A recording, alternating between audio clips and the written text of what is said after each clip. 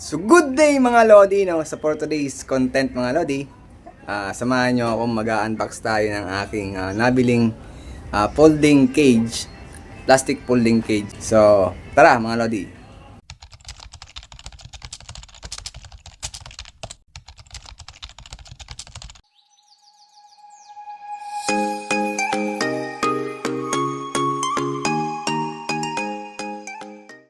So ayan mga Lodi, no? So habang nagpapailaw tayo ng ating no case, mag-unbox tayo ng folding cage. So ito mga Lodi yung folding cage na nabili natin. So plastic siya, no?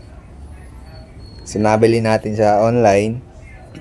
Nagkakahalaga ng 1,310 kasama yung shipping fee. So siya na yung pinakamura mga Lodi na nakita ko. So tingnan natin mga Lodi yung quality. Then set up na rin natin mga Lodi. So, tara mga Lods.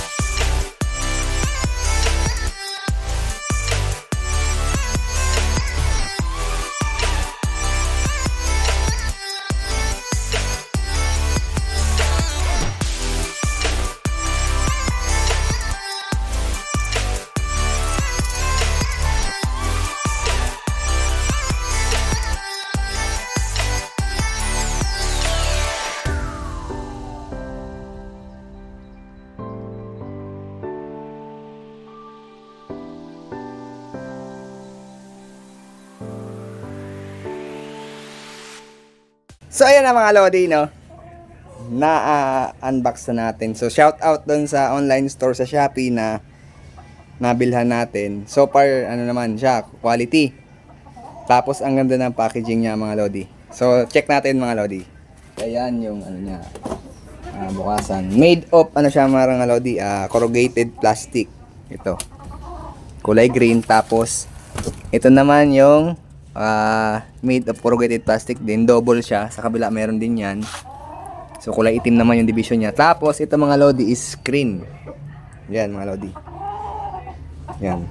So yung sukat niya mga Lodi, kada butas is yung haba niya is 22 inches. Then yung luwag is 16. Then yung ano niya mga Lodi, yung taas niya is 19 inches mga Lodi. So ayan. So, ito yung lock niya mga Lodi, yan, yung mga ganyan. Tapos, tansya ko mga Lodi, mga nasa ano lang to 3 hanggang 4 na kilo lang yung timbang niya. So, magaan. So, tingnan natin mga Lodi, lagyan natin ng Nokis kung fit ba sa kanya. Nilagay ko mga Lodi yung aking stag, no. So, ayan siya mga Lodi. Oh. Sa tingin ko, komportable naman siya mga Lods. Yan. Yan. So, ang kulang na lang dyan, gagawa na lang natin mga Lods ng hapunan. So, ayan mga Lodi, no, tapos na tayo sa ating unboxing. So far, ano naman siya, maganda yung quality niya para sa 1,310. So, okay na yun mga Lodi. So, shout out na lang dun sa, sa shop na nabilang ko. Kung hindi ako nagkakamali, Dash Store ata yun mga Lodi. So, yun lang mga Lodi. So, kung nagustuhan niyo mga Lodi, yung aking content is pa-like and subscribe naman po. Hanggang sa susunod na ating content, maraming salamat po mga Lodi.